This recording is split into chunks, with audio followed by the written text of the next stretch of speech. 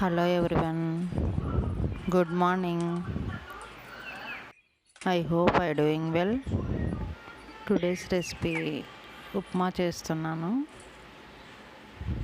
మీకు నచ్చుతుందని ఆశిస్తున్నాను.